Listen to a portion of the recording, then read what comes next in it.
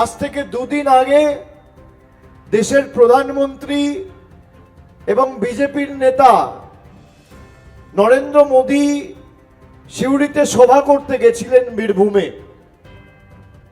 সেখানে আমি গত যে দুটো মিটিং বা কর্মসূচি করেছি, আমি তাকে অনুরোধ করেছিলাম যে আপনি 12 বছর দেশের প্রধানমন্ত্রী, বীরভূমের মাটিতে গত 10 বছরে কি কাজ করেছেন তার একটা নিদর্শন যদি আপনি প্রকাশ করেন তাহলে মানুষের বুঝতে সুবিধা হয়। আপনি যাদের হয়ে ভোট চাইছেন, এখানে বিজেপির যে প্রার্থী তার পরিবার চায়ের দোকানের সাথে যুক্ত এবং হঠাৎ করে তার কোত্থেকে 19টা ডাম্পার হলো, কোটি কোটি টাকা হলো, ঘোষিত সম্পত্তি 3 কোটি টাকার ঊর্ধ্বে গেল, তার খতিয়ান যদি আপনি প্রকাশ করতেন নিশ্চিতভাবে সাঁইথিয়ার মানুষের বুঝতে সুবিধা হতো কেন তারা বিজেপিকে সমর্থন করবে। আমি আপনাদের আবার আজকের এই মঞ্চ থেকে চ্যালেঞ্জ করছি, নীলাবতী সাহা গত দুবারের বিধায়ক সদস্য নির্বাচিত হওয়ার পর এখানে আমরা যে কাজগুলো করেছি, খালি সাঁইথিয়া বিধানসভাতে সাঁইথিয়া 2 নম্বর ব্লক, মোহাম্মদ বাজার 2 এবং সিউড়ি 2 যে অঞ্চল বা সাঁইথিয়া পুরসভার যে 16টা ওয়ার্ড পড়ে, আমি তার নিদর্শন আপনাদের কাছে আজকে রাখব।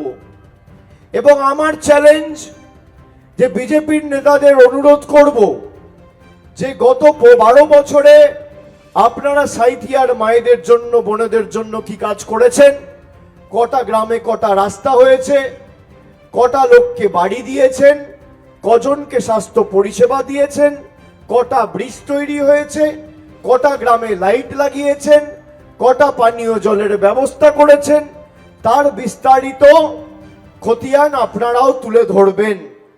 আমি প্রথমেই আপনাদের বলি, সাঁইথিয়া ব্লক প্রাথমিক স্বাস্থ্য কেন্দ্রকে সাঁইথিয়া স্টেট জেনারেল হাসপাতালে পরিণত করা হয়েছে গত 2024 সালে।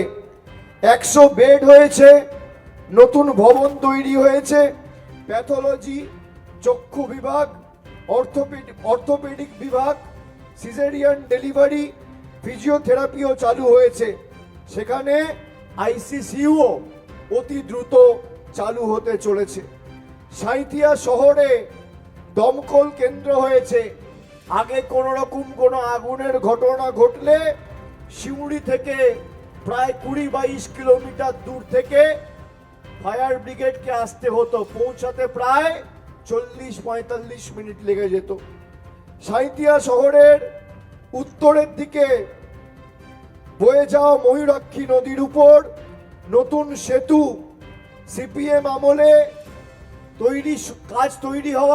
সেতু তৈরি হওয়ার কাজ শুরু হলেও, ঘোষণা হলেও সেটা খালি শিলান্যাস পর্যায়ে ছিল। আমাদের সরকার সম্পূর্ণ সেতুটি তৈরি করে চালু করেছে। সাঁইথিয়া শহরের যানজট কমাতে আমাদের আমলে 2টি বাইপাস তৈরি হয়েছে। বাতাসপুর থেকে সাঁইথিয়া ঢোকার মুখে রেলগেট বাইপাস এবং অন্যটি কলেজের দিকের বাইপাস। দ্য সহজ পাঠ, সহজ কথা, সঠিক তথ্য।